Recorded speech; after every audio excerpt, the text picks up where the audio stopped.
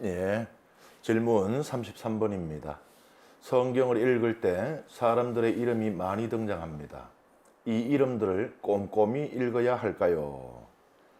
예, 어떻게 보면은 좀 당연한 질문처럼 보이기도 합니다. 성경의 모든 말씀은 꼼꼼히 읽어야 하죠. 그것을 아시면서도 이런 질문을 왜 할까 생각을 해보면 그 이름의 이 뜻을 모르잖아요. 그러니까 이제 원어로 돼 있으니까 히브리어나 또는 그리스어로 돼 있으니까 그러니까 어떻게 보면은 이 성경을 읽는 많은 우리 한국 교우들에게는 그것은 어떤 언어라기보다는 소리에 가까울 수가 있죠.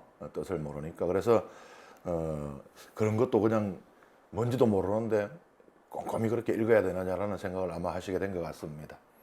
그래서 성경은 가장 중요하고 가장 우선되는 것은 물론 독서입니다. 하지만 그러면서 또 성경을 배워야 하는 이유가 바로 이런 데에 있습니다. 이 원어의 의미를 알게 되면은 이름이 중요하다는 것을 깨닫게 됩니다. 성경의 수가 굉장히 중요한 역할을 하거든요. 이름 또한 못지않게 중요한 그런 역할을 합니다. 이름을 통해서 그 이름을 갖고 있는 그 대상의 상태, 특성, 그리고 환경 등을 강조를 하고요. 또 하느님께서 뜻하시는 바가 무엇인지가 그 이름을 통해서 드러나기도 합니다. 그리고 때로는 그 이름과는 정반대되는 그 인물의 행위를 통해서 좀 역설적인 그런 또 효과를 주기도 합니다. 예를 들어 보면요. 아담, 첫인간의 이름이 아담이에요. 왜 아담인가 하면은 아다마라는 히브리어가 흙이거든요. 그래서 이제 흙에서 왔다. 사람 만드는 흙에서 왔으니라고 우리가 제수요일에 이야기하잖아요.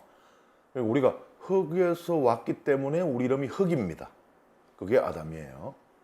그 다음에 아브라함, 본 이름이 아브람이었죠. 아버지라는 뜻입니다.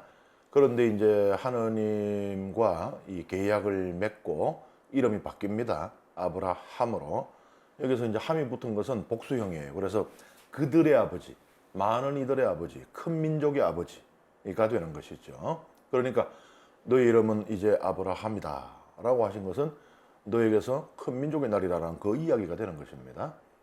그 다음에 브알랴라는 이름이 있어요. 아마 잘 기억이 안 나실 수도 있는데 역대기 상권 12장 6절에 나오는 이름입니다. 브알랴는요 바알하고 야훼의 합성어입니다. 무슨 말이냐? 바알은 야훼이다. 그러니까 이제 그 당시에 이스라엘의 그 상황을 보여주고 있습니다. 우상 숭배를 우리가 했다라고 알고 있잖아요, 그죠? 그런데 이 우상 숭배를 한다는 것이 꼭 야훼 하나님을 버리고 바알이나 혹은 다른 신만을 섬긴다는 것을 의미하는 것이 아닙니다. 이 종교 혼합주의라고 해서 하느님도 섬기고 바알도 섬기고. 근데 이 자체가 이미 하느님께는 우상 숭배가 되는 것이죠.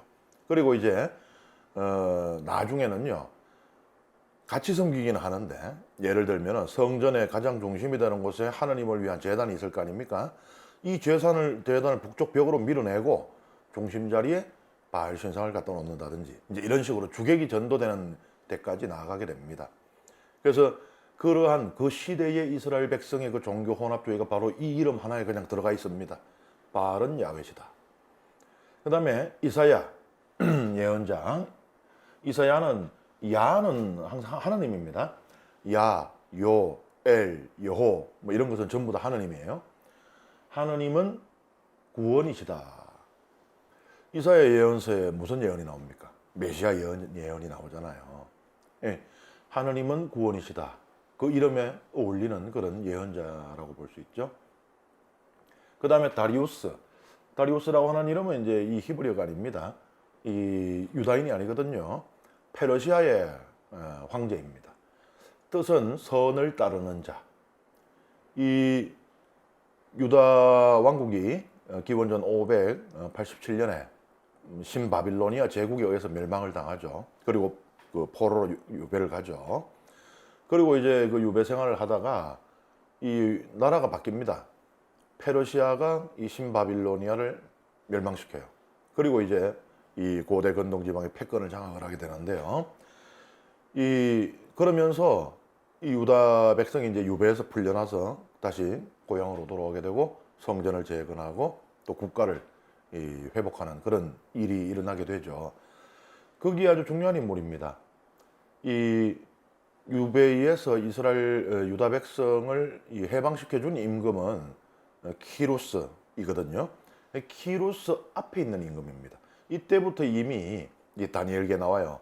이때부터 이미 이 야훼 하나님을 인정하고 그리고 그 신앙을 존중하는, 그러니까 다니엘과의 이제 그런 읽어보시면 알겠습니다만은 이 사람들의 음모 때문에 죽음의 위기에 빠졌으나 하나님의 도우심으로 살아남게 되는 그것을 체험하고 다리우스가 참으로 야훼야말로 진정한 신이구나라는 깨달음을 얻게 돼요.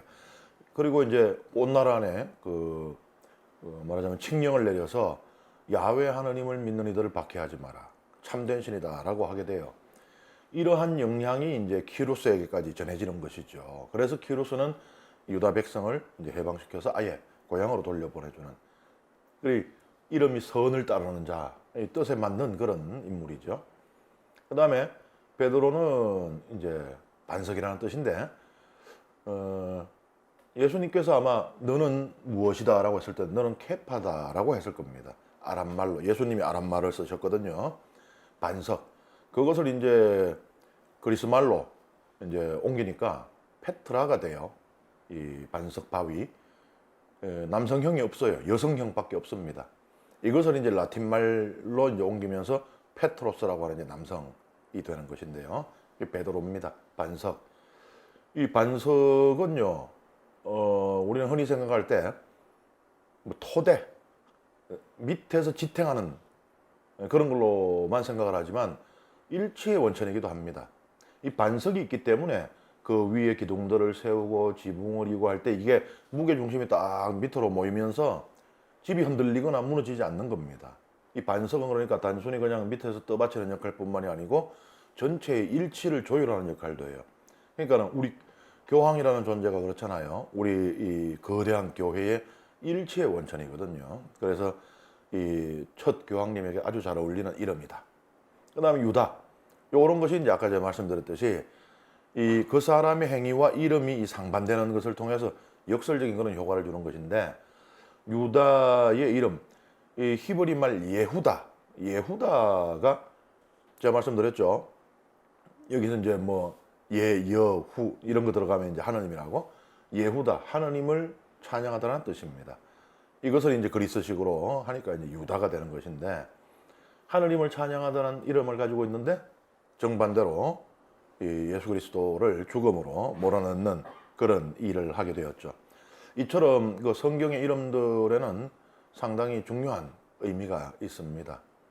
그러기 위해서는 성경은 읽고 또 읽어야 되겠지만은 더불어서 공부도 해야 할 필요가 있다는 말씀입니다.